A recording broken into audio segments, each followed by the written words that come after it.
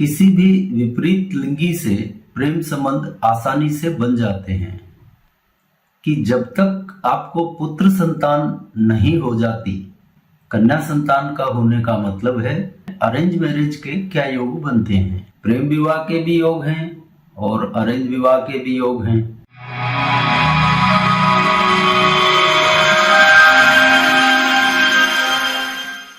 Bhaskar astrology classes में आपका स्वागत है।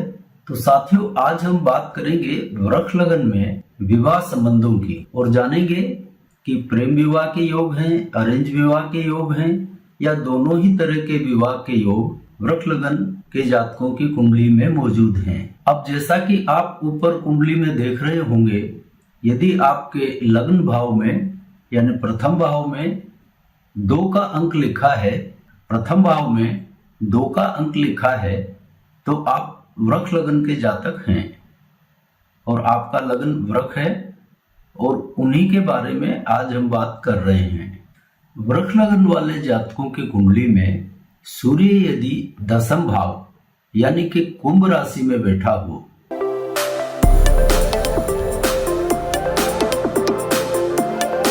तो यह उनके प्रेम विवाह का योग बना देता है और इस योग के चलते वृष लगन वाले जातकों के किसी भी विपरीत लिंगी से प्रेम संबंध आसानी से बन जाते हैं और यह प्रेम संबंध प्राय अंतरजातीय होते हैं, लेकिन जातीय भी हो सकते हैं और यह आसानी से प्रेम विवाह में तब्दील हो सकते हैं। लेकिन एक बात का यहाँ पर ध्यान रखिए कि यदि आपकी कुंडली में यह योग है तो आपके प्रेम विवाह होने की पक्की संभावना बन जाती है और यदि आपका प्रेम विवाह हो जाता है तो आप एक बात का ध्यान रखिए कि जब तक आपको पुत्र संतान नहीं हो जाती तब तक दाम्पत्य बहुत बढ़िया चलता है और यदि कन्या संतान भी हो जाती है तो भी इस योग के चलते आपके दाम्पत्य संबंधों में प्रगाढ़ता आएगी। लेकिन जिस दिन भी पुत्र संतान का जन्म हो गया उस दिन से प्रेम संबंधों में कुछ कमतरी आने लगती है, दाम्पत्य में कुछ खटपट या तनाव सा रहने लगता है।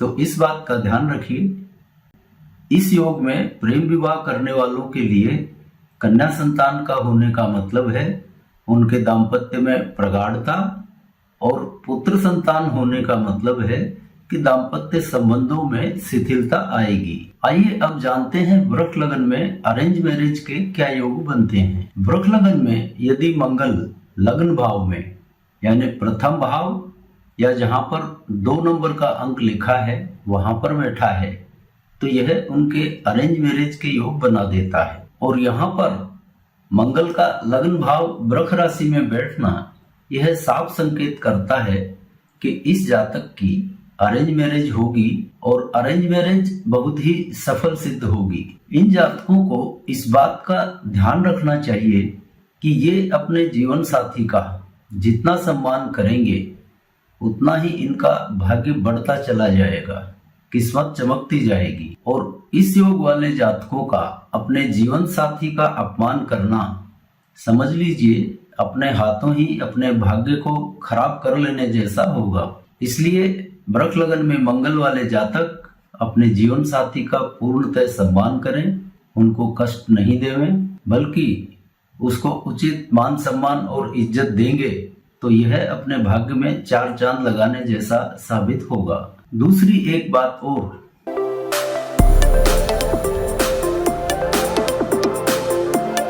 कि इस मंगल की वजह से इन जातकों को अहम अकड़ इससे दूर रहना चाहिए और स्पेकुलेशन जैसे कार्य नहीं करने चाहिए।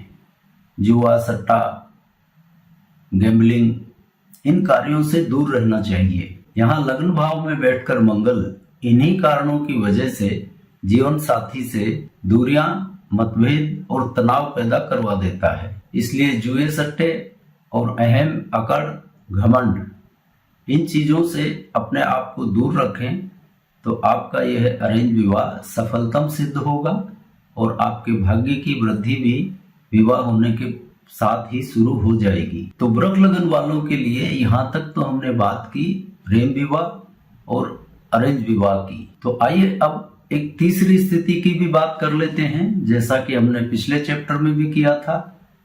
यानी प्रेम विवाह के भी योग हैं और अरेंज विवाह के भी योग हैं।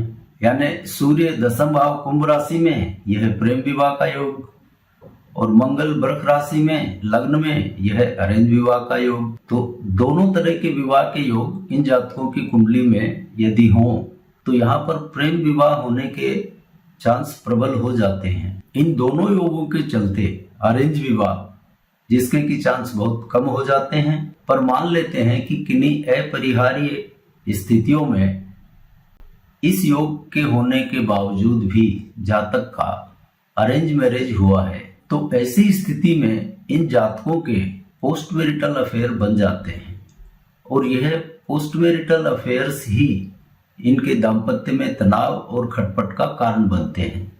तो इस बात का ध्यान रखिए। तो जिन जातकों के कुंडली में ये दोनों योग मौजूद हों, यानी सूर्य दशम भाव में हो और मंगल लग्न भाव में हो, उनको प्रेम विवाह करना ही श्रेयस्कर साबित होता है। यदि आप वैवाहिक कुंडली मिलान के लिए एक श्रेष्ठतम विधि, फुल प्रूफ विधि जानना चाहते हैं तो भास्कर एस्ट्रोलॉजी क्लासेस का ऐप गूगल प्ले स्टोर से डाउनलोड करके वहां से आप समस्त जानकारी प्राप्त कर सकते हैं। उस कोर्स में हमने विवाह से संबंधित सभी प्रकार के कारण आपको बताए हैं, समझाए हैं और उसके अनुसार यदि आप कुंडली मिलान करते हैं तो यह बहुत ही श्रेष्ठ मिलान होता है। तो अब आज के चैप्टर को यहीं विराम देते हैं और अगली बार आपसे मिलते हैं नए चैप्टर में।